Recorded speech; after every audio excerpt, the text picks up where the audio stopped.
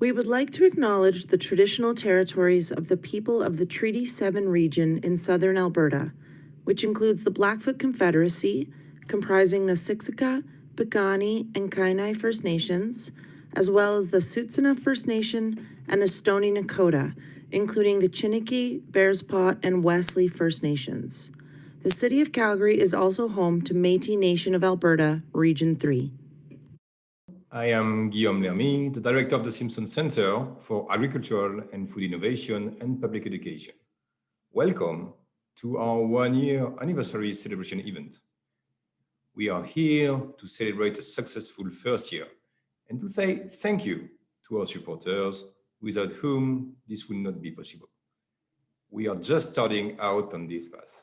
We have had a strong impact over the last year, and now our goal is to reach out to a larger audience in 2021 and continue to make a difference. The Simpson Centre plays a very important role in the University of Calgary Pan-Institutional One Health priority, which addresses complex problems at the intersection of the environment, people, plants, and animals. The Centre is also a strong leader in the University of Calgary's innovation ecosystem. Now, I would like to introduce Dr. Ed McCauley, President and Vice Chancellor of the University of Calgary. After Ed, we will hear from Dr. P.G. Forrest, Professor and Director, James S. and Barbara A. Palmer Chair in Public Policy at the School of Public Policy, University of Calgary. And following PG, Dr. Robert McCorkle, Interim Dean of the Faculty of Veterinary Medicine at the University of Calgary, will speak. Hello, everyone. I'm pleased to join Dr. Lermy in welcoming all of you today. And I'm proud to celebrate an incredible first year for the Simpson Centre for Agricultural and Food Innovation and Public Education. Congratulations to P.G. Forret, Guillaume Lermy, Robert McCorkle, and the rest of the team.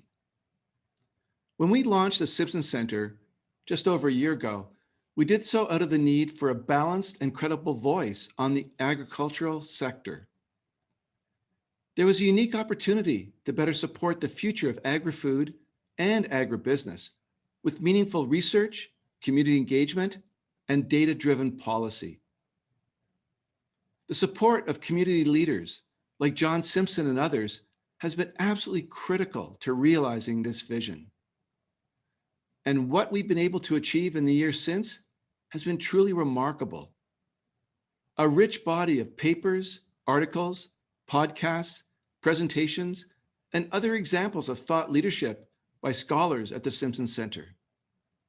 An outstanding 19 webinars that attracted over 1,200 people. And a successful executive search to recruit Dr. Lermy as the director of the Simpson Centre and an associate professor in the Faculty of Veterinary Medicine. We're thrilled to count his expertise in our university community. This past year shone a light on many of the issues and opportunities facing the agriculture sector in Canada. Thanks to the team at the Simpson Centre, we were able to respond accordingly with information that was timely, relevant, and essential to our communities. We have much to celebrate at this one-year anniversary, so I want to congratulate everyone once more at the Simpson Centre. I also want to thank all of the supporters and champions of our university who have made this success possible. We have a strong future ahead, and it's because of you. Thank you for your support and your commitment. I would now like to turn things over to Dr. P.G. Forret. Dr. Forret is the director of the School of Public Policy and the James S. and Barbara A. Palmer Chair in Public Policy. His leadership has elevated the school to top rankings here in Canada and around the world, ensuring that our community functions as a hub for thought leadership and research on policy. On a personal note, it has been a tremendous pleasure for me to work with him over the years.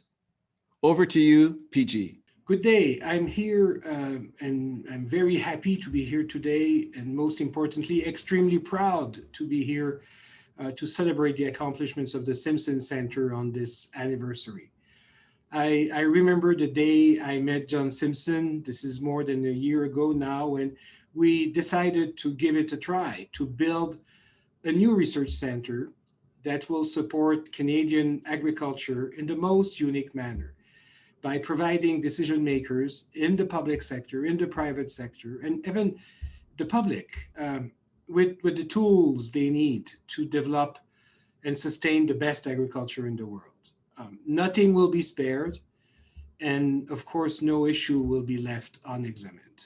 We hired our colleague Karen Spencer, who happens to be an engineer, and we tasked her with getting the organization off the ground in just a few months.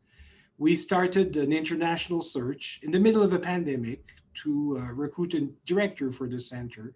And we were fortunate enough to recruit Dr. Guillaume Lermide, who joined us last December. We started publishing important, well-written pieces on agricultural policy, all fact-based in the tradition of the School of Public Policy, all action-oriented. We organized close to 20 webinars, each series reaching out to a broader public. And thanks to Guillaume's leadership, we are now developing an original strategic work plan, which will include research, outreach activities, and of course, public engagement. The reason I'm here today is mostly to extend a thank you to the people who made the Simpson Centre happen, our most generous donors. And I want to start by Mr. John Simpson, our visionary, inspirational, engaged, and benevolent benefactor. Dr. Kee Jim was the founder of Feedlot Health Management Services, the Alberta Health Producers, led by their chair, Ms. Kelly Smith-Fraser, the Alberta Cattle Feeders Association, led by President and CEO, Ms. Janice Tranberg, the Canadian Cattlemen Association, led by Mr. David Muss, who is their general manager, and of course, Ms. Amy Peck and Ms. Sydney Fortier from their stakeholder engagement team. And last but not least, the United Farmers of Alberta, led by Mr. Scott Bolton, who was their president and CEO. Without the generosity and support of our donors, the Simpson Centre will never have achieved at all what we were able to do during that first year. And we are clearly here because of you. I'm very excited for what 2021 holds for the center. We have big aspirations. Thank you and enjoy the day. Hello, and welcome to all from the Faculty of Veterinary Medicine as we celebrate the first anniversary of the Simpson Centre for Agricultural and Food Innovation and Public Health. This center is the product of a unique relationship between the Faculty of Veterinary Medicine and the School of Public Policy. It recognizes the benefit of the transdisciplinary approach that, when applied to issues or challenges, often yields a result that is greater than just the sum of its parts. This unique relationship is led by an exceptional person, Dr. Guillaume Lermide, who brings with him an impressive set of technical skills and work experience that provide a solid foundation to support the interconnected nature of veterinary medicine to the challenges we see in agri-food and agribusiness in Canada, along with their impact on animal and human health. Thank you to everyone, donor, stakeholder, or both, whose support for this project comes through their association with veterinary medicine. We appreciate your commitment and look forward to working with you to strengthen our relationship and together making a strong positive impact on your industries. This past year has been both exciting with the announcement of the Simpson Centre and the expansion of our DVM class, and a struggle, coping with veterinary medicine's societal contributions to animal welfare, food security, and safety in a pandemic. But the future is bright, and we look forward to the many successes that lie ahead and a rewarding 2021. Thank you, Ed, PG, and Robert for those kind words. So you know, there is always good news to share for an anniversary. And we are pleased to announce that the Simpson Centre has received a $1.2 million grant from the government of Alberta, Minister of Agriculture and Forestry, to support the carbon program, an applied policy research program regarding carbon emissions from agricultural projects. The carbon program will enable Canada's and Alberta's agriculture industry to lead in the area of agriculture and carbon emissions reduction, both nationally and globally. Industry and government will have a locus of resources and expertise in the Simpson Centre. I would now like to introduce the founder of the Simpson Centre, Mr. John Simpson, discussing the roots of the Simpson Centre, what John's vision was, and where the center is going in the future.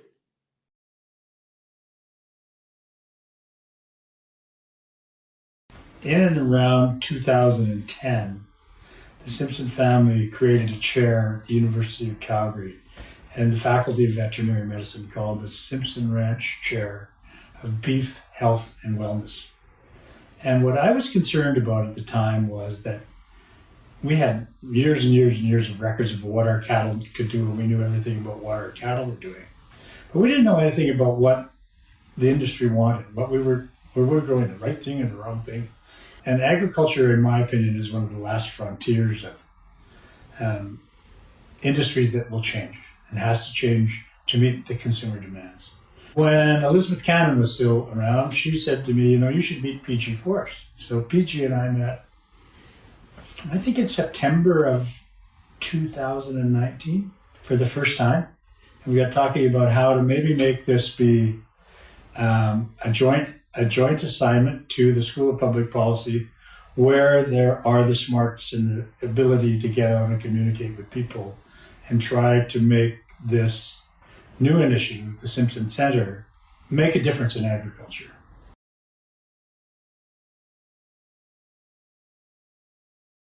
One of the pieces of this puzzle that is really interesting is that I was meeting with the Deputy Minister of Agriculture, and he was trying to ask me, what is the Simpson Centre? What is this all about? And like, tell me what's going on here. I said, well, think of it this way. When you're looking at us and talking to us, what we have is we have a group of experts, but we have the support of the entire University of Calgary. Every faculty, everybody we want, we've got from the president on down, we've got this support. We've got a proposal we're putting in where we're using the Faculty of Veterinary Medicine, the Faculty of Business, Energy, and Education, right? Yeah. And experts from those getting on board and collaborating with us. The problem with the agriculture community has been that, and I'm a victim, if you don't like what's going on, you start a new group. And so here we are with the Simpson Centre, with this new group that's getting phenomenal support from our stakeholders and from the people we've been engaging with. I kind of see it as if we make this work and we get this right, we will be the umbrella group for agriculture for policy.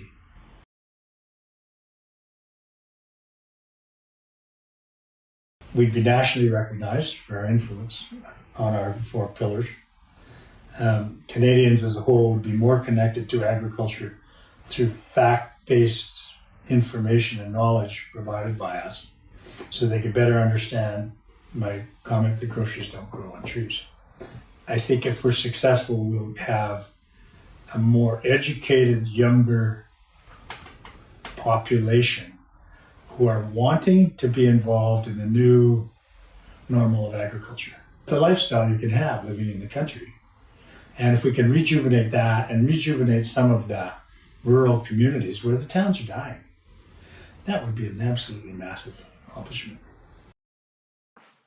Thank you, John, for this kind words. I think this gives a clear vision of what we have accomplished and what we want to accomplish. And now I would like to invite Karen Spencer to say a word and explain what is so special during this anniversary event.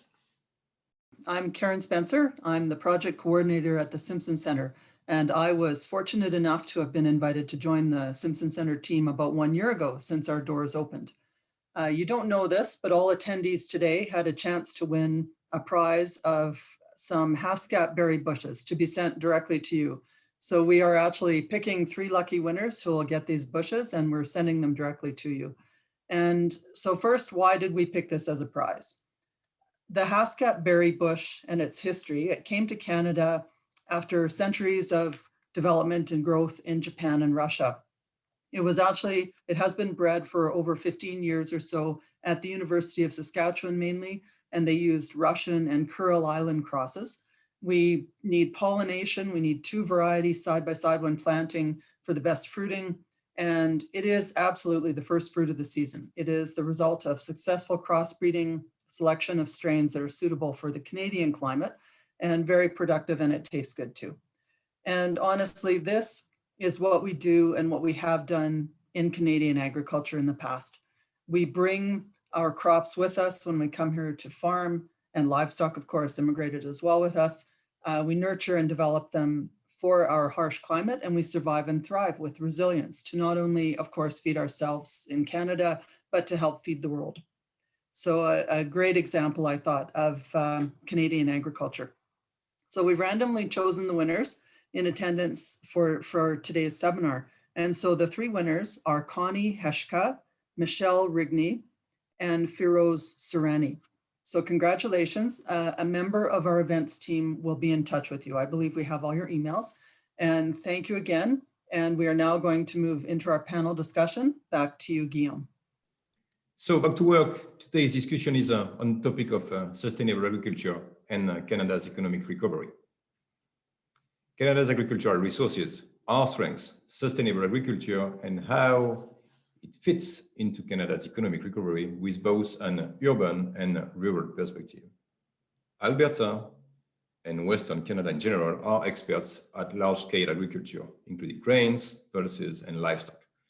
A federal government report from the Advisory Council on Economic Growth, published in 2017, pinpointed agriculture and agri-food as a key area for higher than average economic growth potential.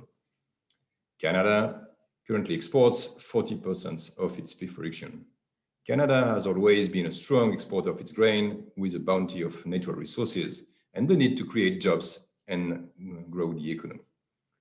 Our success at improving efficiencies and doing more with less has resulted in a really good thing.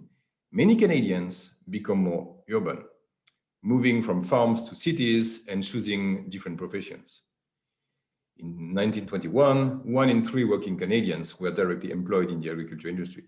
And today, that number is 1.5%. But this has come at the price of losing that direct connection to Alberta's agriculture sector.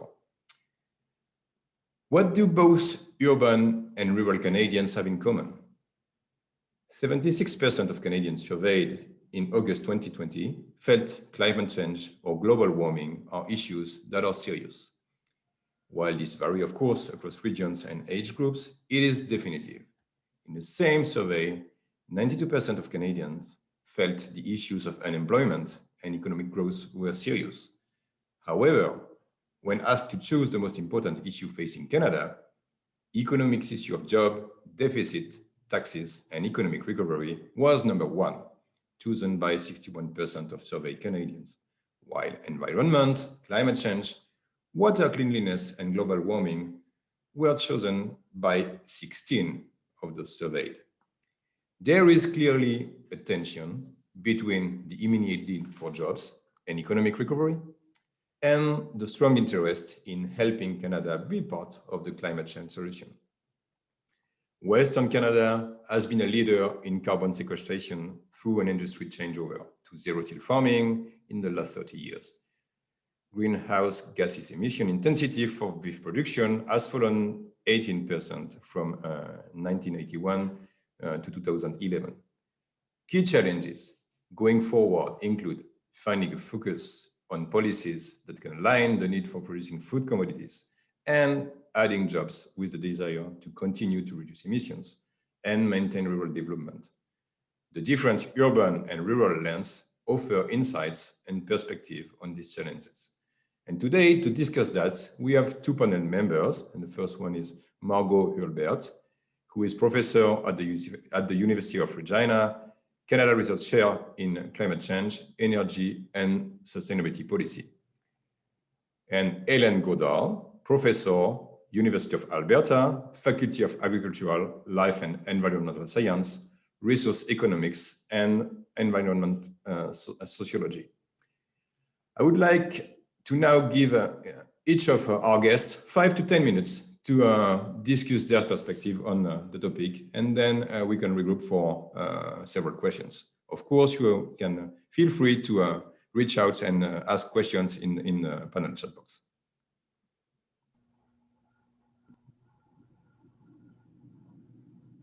Thank you, and thank you for inviting me today. I'm going to speak just about 5 minutes briefly, introducing climate change and policy.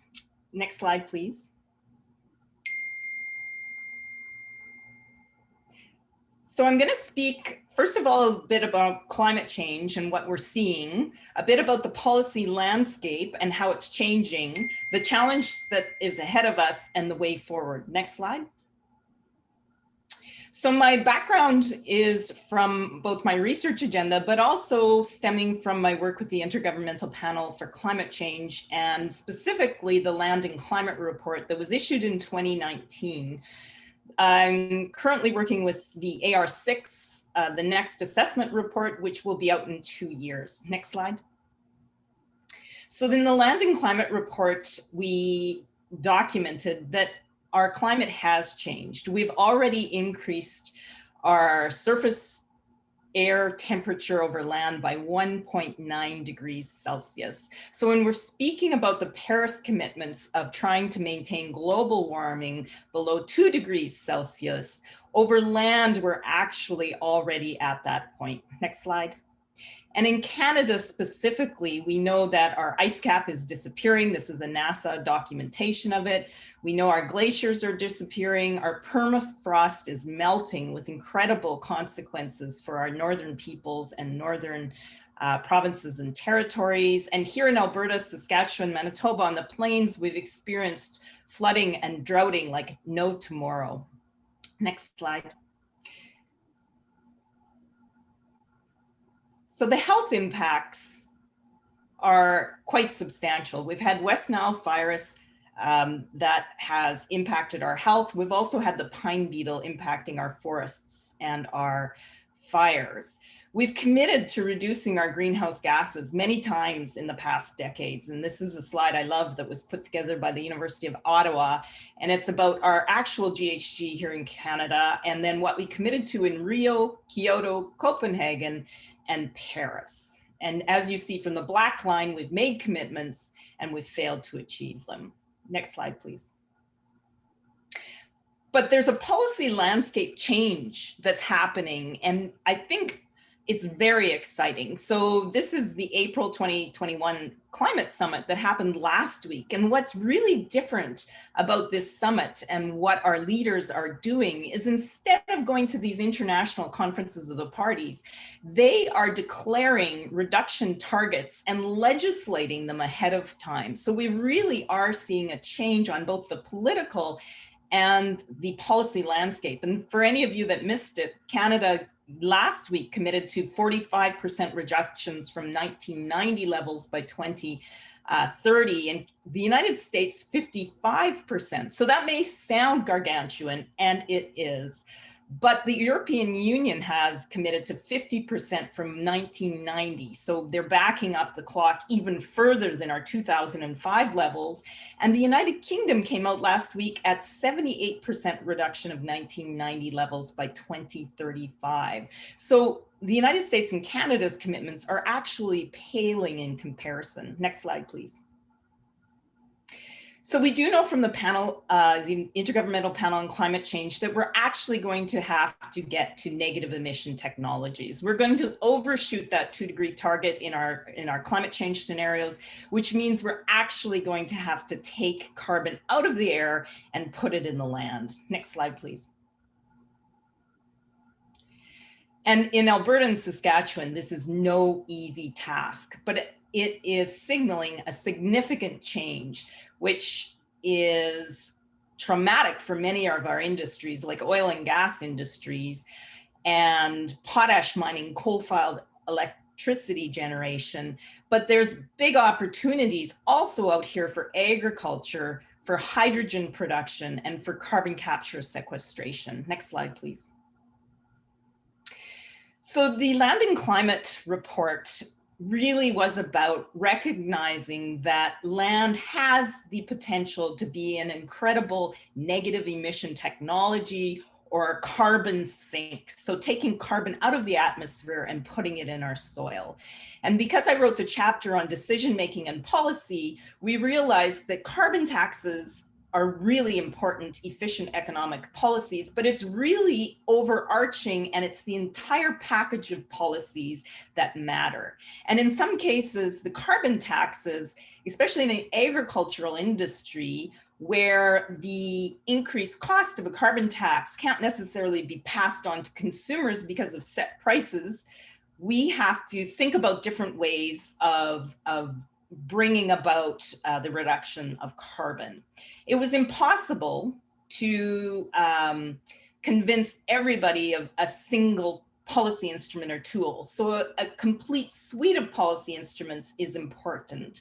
And one of the policy instruments that is being tested is by the New Zealand and Australian and some other countries is emission trading systems, specifically in relation to agriculture.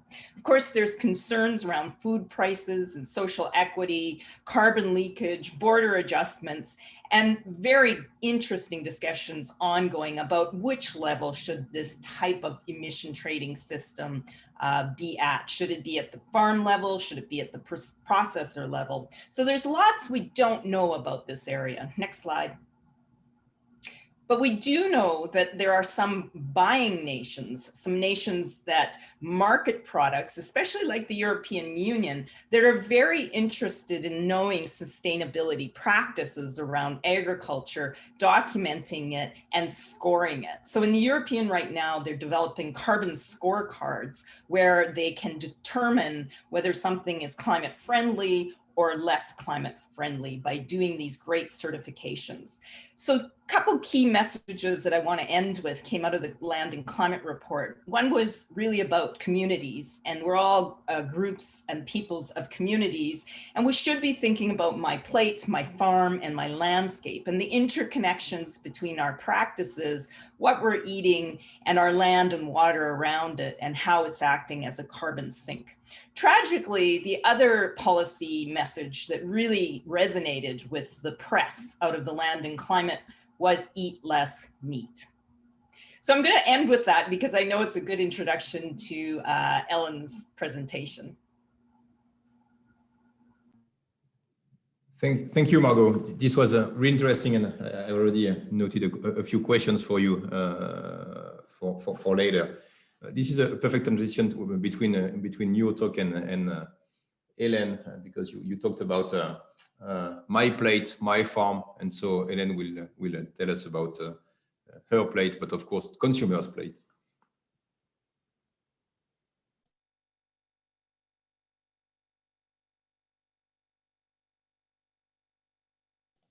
Ellen, you're muted. Thanks very much for having me. And after a year of this, you would have thought I could unmute myself reminded. I'm very pleased to be here. And I am going to carry on from where Margot was speaking. And I'd like the next slide, please. This is just a reminder, and it's part of some data that Margot actually showed us, where we are in terms of greenhouse gas emissions in agriculture. And you often see that blue line at the top. And it's often expressed when you see that sort of graph in the press that we haven't made much progress. I often think of this in a number of different ways, looking at agricultural production figures. In this case, I've graphed it against farm cash receipts. And if you see the tremendous growth in agriculture that we've had and the relatively flat progress in greenhouse gas emissions, you know that agriculture has already and is continuing to contribute in an enormous way to reducing greenhouse gas emissions, perhaps not in aggregate, but on a per unit of production basis for sure. Next slide, please. However, often we see these slides. And as Margot and Guillaume suggested, I'm fascinated by consumer behavior. I've also worked on various aspects of the beef industry for my entire career. And I guess it makes me uncomfortable when I always see beef at the top of this chart. We recognize there are methane emissions, which is largely what's making up that big line for beef. But we also recognize, if you look at the next slide, please, that there are trade-offs in terms of how we do agricultural production. We have to also recognize the ecosystem services that come from agriculture in total, but also in particular from the beef industry.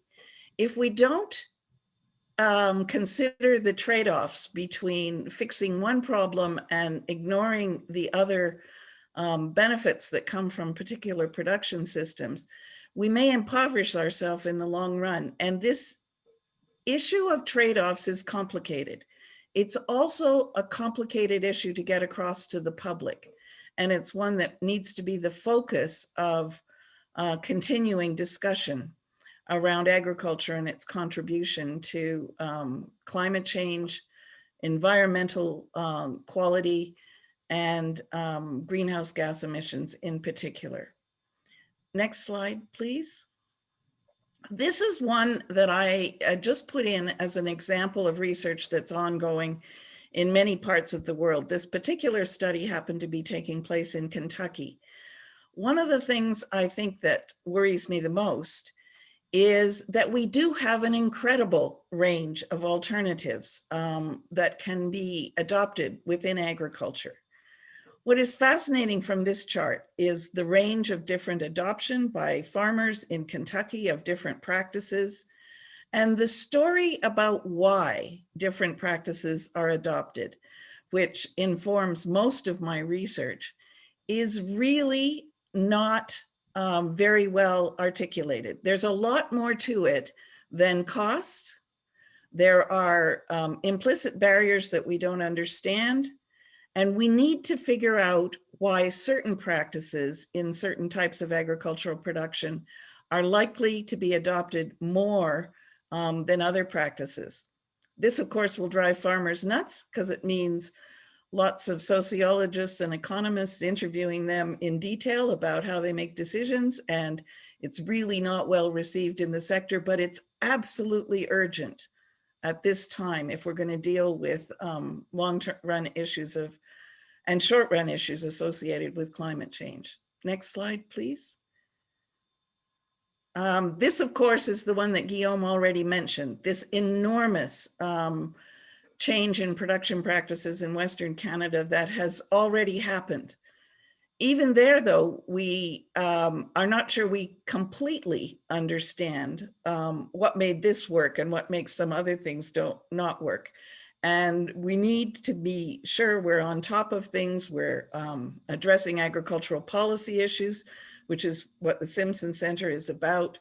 But we're also understanding decision-making by farmers, by other players in the supply chain, and by the public in terms of how they see and support our agricultural industries. Next slide, please.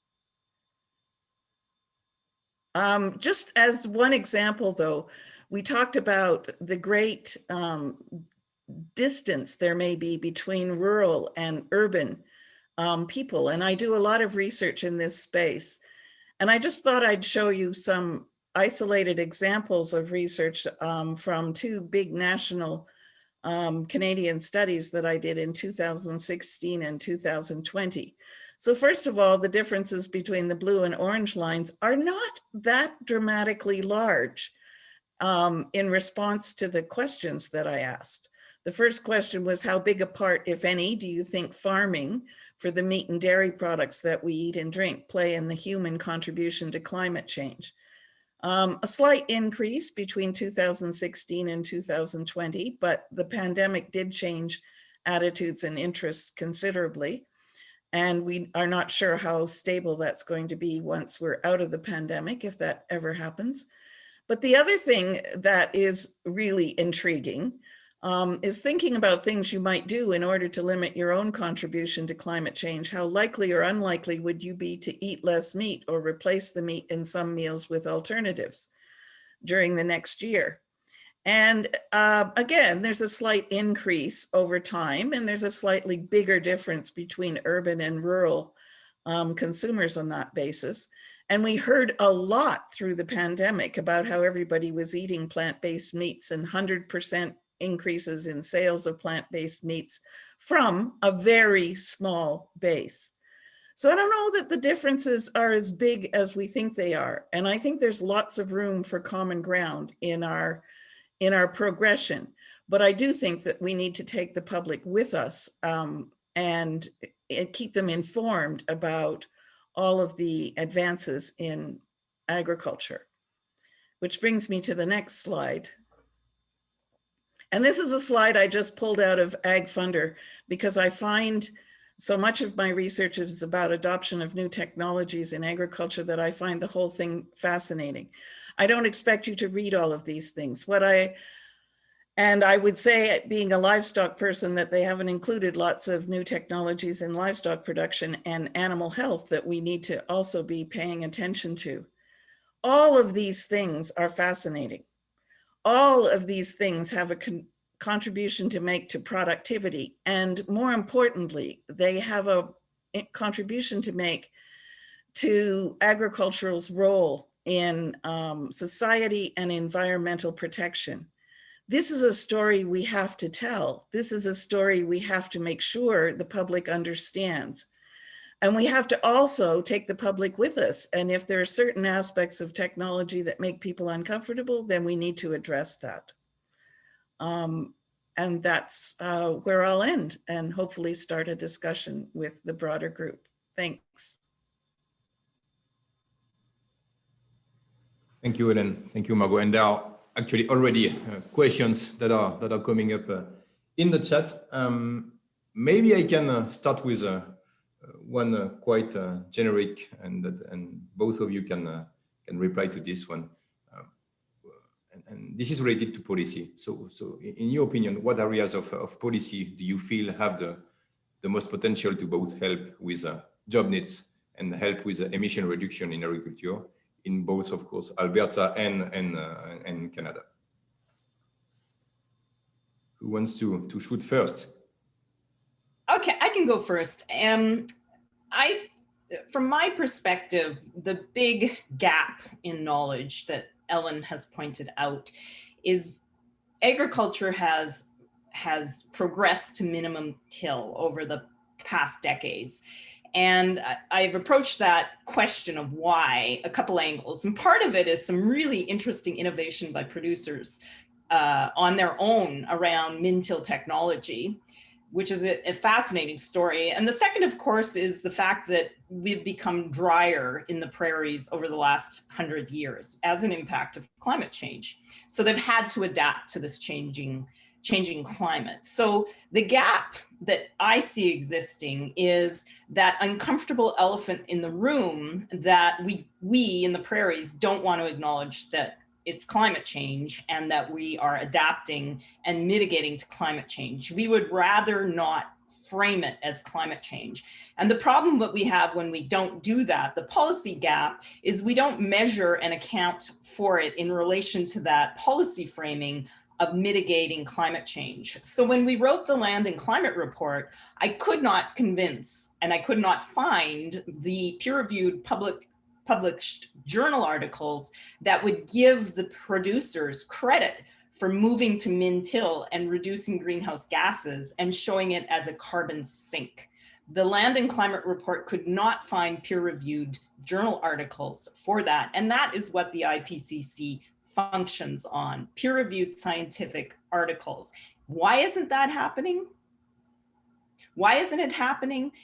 It's not happening because we don't frame it that way, and then scientists don't line up to document it. They also don't document the entire farm procedure. So the Europeans are highly suspect, in the rest of the world, that we can claim min-till as a negative emission technology because we have increased our use of fertilizer. and it's greenhouse gases of nitrous oxide going into the atmosphere. So we really need to work on our monitoring of greenhouse gases, our verification, and our reporting, and have a transparent, accountable science. I could hardly add anything to that. I definitely agree, though, that there's a place in policy, a really important place in policy for farmer-driven solutions. And I'm intrigued by some of the aspects of the budget that were announced last week. There's a group called Farmers for Climate Solutions, and they are taking credit for some of the aspects related to agriculture and the environment that were in the budget last week. So it's clear that the policymakers are willing to listen to farmers. The fascinating thing, though, is to whom do the farmers speak now in a policy environment to ensure that we get policies that will address productivity as well as deal with greenhouse gas emissions, solve problems like drought associated with climate change. And that's not always the same people nowadays. So for example, Agriculture and Agri-Food Canada is one vehicle, but Environment and Climate Change Canada is a completely different vehicle, and farmers need to be dealing with them on a direct basis for some of the major policies. That changes the policy complexion considerably. And as far as the public goes, the public is more than willing to support these activities and trust farmers more than anybody else to tell them about what's going on the farm. So I think some way of signaling, whether it's labeling, whether it's other aspects, has got to be part of the puzzle. Is it going to be the biggest driver of change in the agricultural sector? No. Is it an important driver of keeping the public engaged and supportive? Absolutely, yes.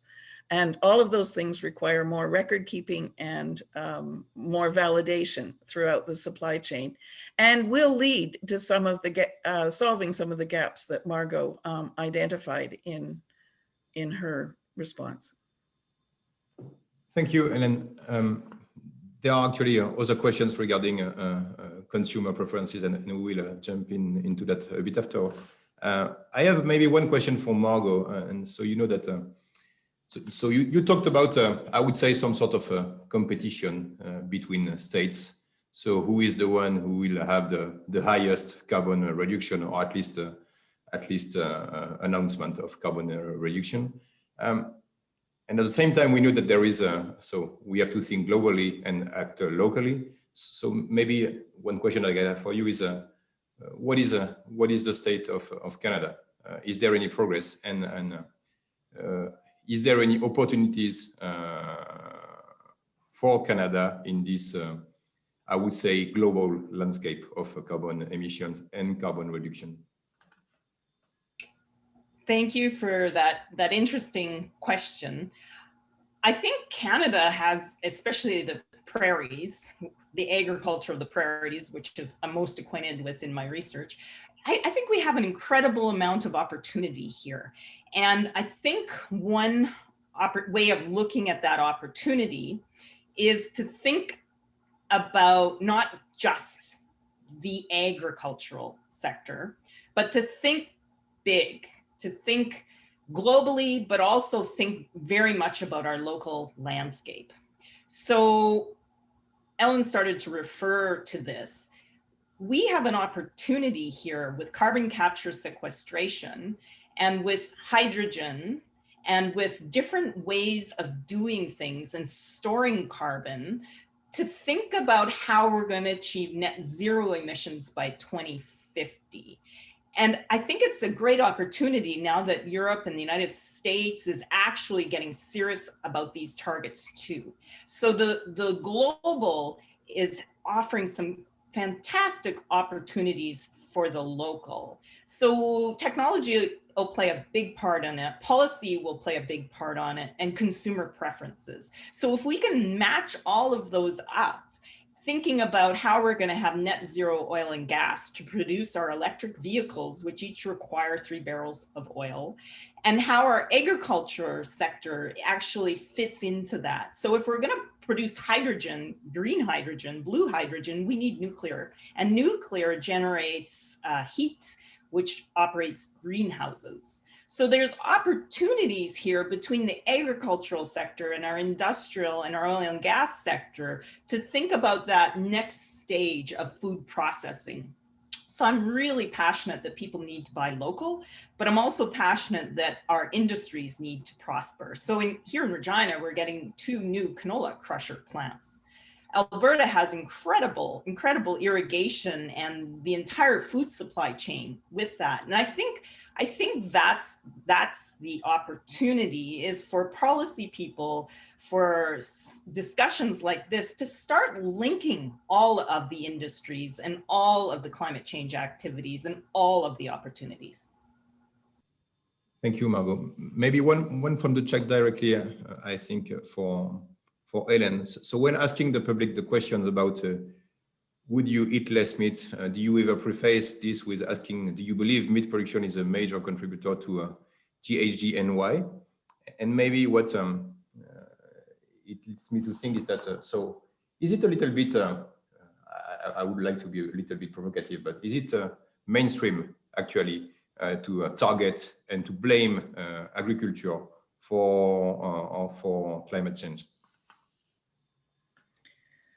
Oh, there's too much in all of those questions. And yes, I am very careful and do experiments to see what question ordering and what assumptions, beliefs, and values the consumers have that inform their responses to questions about do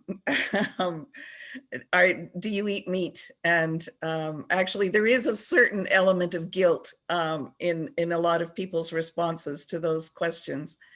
By the way, remember back in the 1980s, Guillaume's probably too young, many of you are too young, but we were told not to eat butter because it was going to cause heart disease and destroy our cholesterol levels and et cetera, et cetera. We like butter. We never completely went away from butter. And as soon as it got lifted a few years ago, we went right back to eating butter, and Canada had a butter shortage. Now we've got a different problem with butter, but I'm not going to go there. So we like meat. So you get an awful lot of that response. You can see that people try other things. I think we are evolving to being perhaps not having meat at every meal quite so much as we did in the 1950s and 60s. But by the other end of the token, we're not giving up meat entirely. The business about blaming meat for climate change is clearly something that makes the public uncomfortable.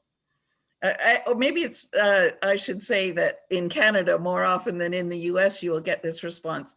Canadians don't like to blame anybody for anything, particularly not something that's been part of their staple diet. I think we need to tell the story better about, and it's a complicated story to tell, about how these various pieces of the puzzle fit together. I also think we have to remember that there's a huge segment of the world that is protein deficient. We do have a responsibility to produce low-cost protein when and where we can, particularly in areas that are not going to be dramatically viable for other types of agricultural production. And Canada has resources that we need to contribute to this. And that's a story we also need to tell.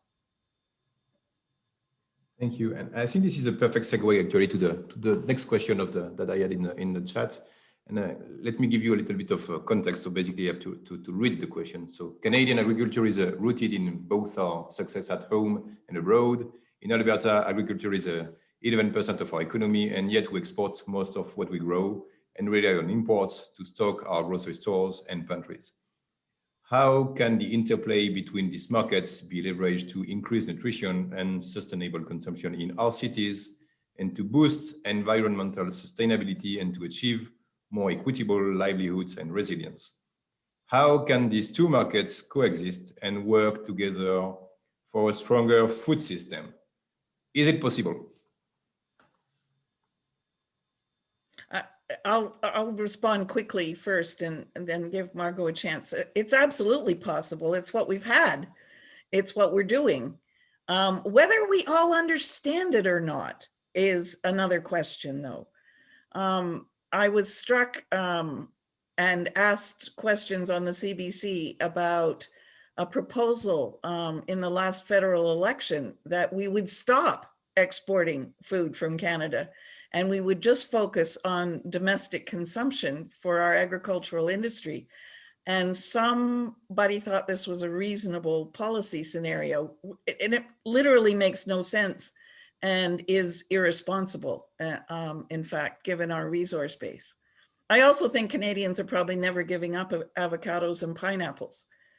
So we need to understand the trade-offs, and we also need to understand how decisions are made throughout our supply chains. Are our grocery stores concerned about the ethics of supplying different products in the grocery store, even chocolate and coffee and tea, that they're being ethically provided and that we understand the carbon footprint of those supply chains all the way back to the primary producers? I think that's what will make Canadian consumers feel comfortable. They love talking to farmers. There's been a huge growth in that. So we know what comes from our Canadian farmers. We can find out the information if we take the time to do it. But there's a little bit more question about the longer supply chains and whether we are in fact contributing to climate change negatively through those long supply chains. Margot, do you want to add something on the top of that? I completely agree with Ellen. And I want to take it one step further and think about, I think local's really, really important, but food security internationally is also important. And Canada has an obligation and an ethic in that regard because we have supplied the world with food. I'm very concerned with climate change and El Nino and La Nina events that will ricochet through our globe. So some of my work in South America, we know that when El Nino and La Nina happens, South American droughts, we can be having the same kind of drought events or extreme precipitation events in the northern climate. So if we're going to have a food basket failure in South America, there's a good potential given climate change and our weather patterns that it's going to happen in North America as well. And Africa and Europe are similarly. So we could in the future with increasing climate change impacts, see these cascading impacts, events that go and ricochet around the world. So I think it's really important to think about our global and for that reason to develop our local.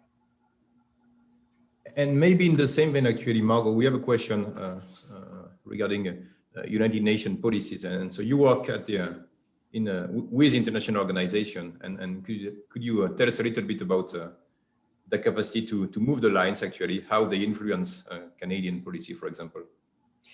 Yeah, so what I was saying in my initial presentation, I'm fascinated because in the history, that slide I showed with the Paris Agreement all the way back to Kyoto, politicians would go to these events, make commitments, and then come home and try and implement that. So we're seeing a reversal here, which I think is fascinating. We're seeing youth demonstrating in the streets and through YouTube and TikTok. These events are going viral and our youth is so engaged in these. And I think that's why we really have to take a step back at what's happening here in the international field and how it already is impacting our younger generations that are taking part in these Friday climate strikes and these species extinction rebellions here at home, and start thinking about how that impacts our policy landscape, because it is changing and it's marking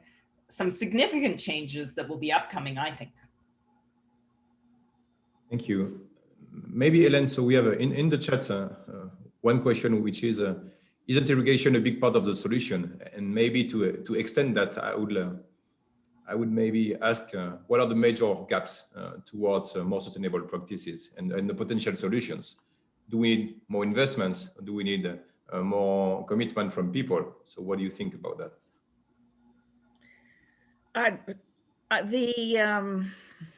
The landscape for the development of new technologies and innovative technologies in agriculture is really changing very dramatically.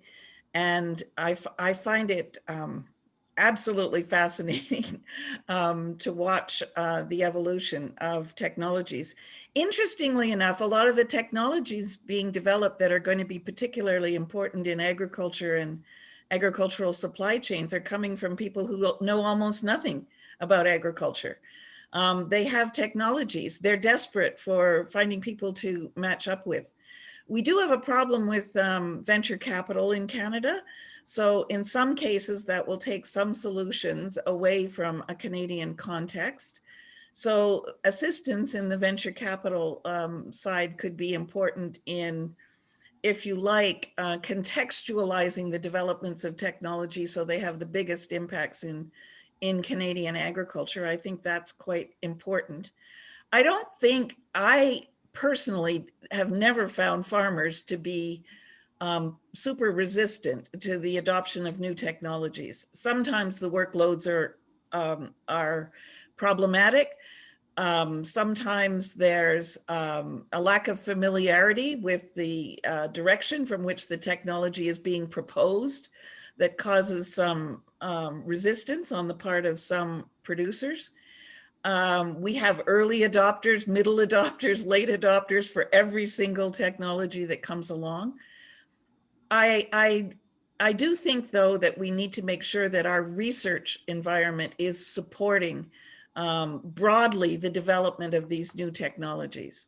Traditionally, we have had a focus on productivity, and scientists will respond to where the money is to do the research. We have to be clear about that, and we have to make sure the incentives are right to make sure the scientists and the farmers together are approaching the right questions and trying to find the right solutions with these longer term challenges from climate change.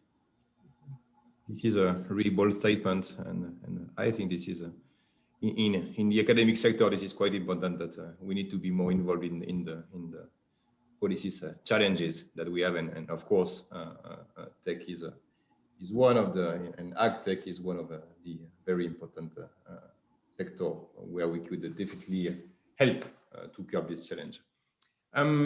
Maybe, I don't know, we are of course running out of time, and many people are passionate here. Maybe one question for Margot regarding policy instruments. So you talked about carbon tax and some other sort of instrument. And the question is how we can, so how are they applicable at the local scale? Do we need to tailor them a little bit differently? Or what do you think about that?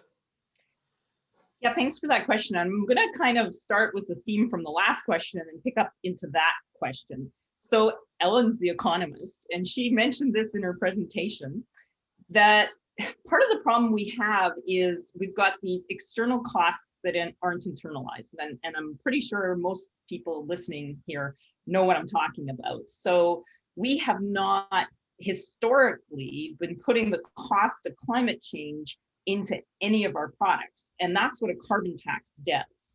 But it only does it, it's only one tool, and the Northern Europeans have carbon taxes in astronomical amounts, and they haven't reduced all of the greenhouse gases from their economies. So a carbon tax only goes part of the way in this process of trying to internalize all these external costs. So the problem, if we only talk about efficiency and profit, and if that's all we're interested in innovation, efficiency, productivity, that's all we measure. So we never get into that realm of thinking about the ethic of climate change and what's coming at us with a 170 carbon price, but also what's coming at us with trying to value nature's contribution. We used to call this putting a price on ecological goods and services, which is an economist version of it, and now it's valuing nature's contribution. So there's some very interesting components of the last federal budget around this policy sphere. And they're starting to talk about Indigenous peoples and protecting Indigenous lands. So the federal government is sending these signals that nature's contribution to people, where valuing goods and services has failed, approaching it from this nature's contribution to people and protecting our landscapes, starting with Indigenous landscapes, but also working through some other types of landscapes, is a policy direction that we're starting to go. So I think that's, in the whole policy puzzle of what we need, a really important development. Hélène, do you want to add something as some sort of closing remark? Just a couple of things. There was $60 million, for example, targeted at the agriculture sector in the last budget to look at protection of wetlands and trees using reverse auctions, which some of my colleagues in my department have been developing for years. So yeah, that's, to us, that's amazing, because these resource economists have been plugging away at that, and now it's finally in a policy document, which is all to the good. One of the things that you talked about was the importance of jobs recovery and the low level of employment in primary agriculture, largely because of advances in technology. And I just wanted to say that I do think that in this space at this time, particularly with governments concerned about economic recovery and jobs and how we're going to develop our economy in the future, given this rather abrupt break that we didn't intend to have, we desperately need all kinds of employees in the agricultural industry that may not be directly involved on farm, but will be developing technologies. We'll be looking at different kinds of inputs to agriculture and how we can provide them more efficiently. As I've said, we probably need more people understanding the banking and venture capital side of the industry if we're going to get the proper investment. We need more extension around sustainability, and some of our traditional ag input suppliers are moving into that space, but they need staff and they need students who are trained to work in those spaces. And we still need work, as Margot says, on better policy designs that will address all of these issues. So we probably need a few more economists looking at these issues as well. Thank you very much, Hélène and Margot. I think that it was, I mean, at least for me, this was a really good information. I suppose that for all our attendees, it was the same. And of course, it will be recorded, and you can, if you missed something during the live, there will be the records. We are proud to share that the School of Public Policy has been named on the IDEA REPEC list of top policy schools in 2020, and the only Canadian policy school to have made the list. The school influence is reflected by its wide dissemination among policymakers, and this is what we are doing today, actually, with these webinars with people from other universities. To find out more about our upcoming events, of course, you can visit our website and the Simpson Centre website at policyscoop.ca or simpsoncentre.ca. Thank you very much, Hélène. Thank you very much, Margot, and all the team behind the curtain that helped to do that. Have a good day.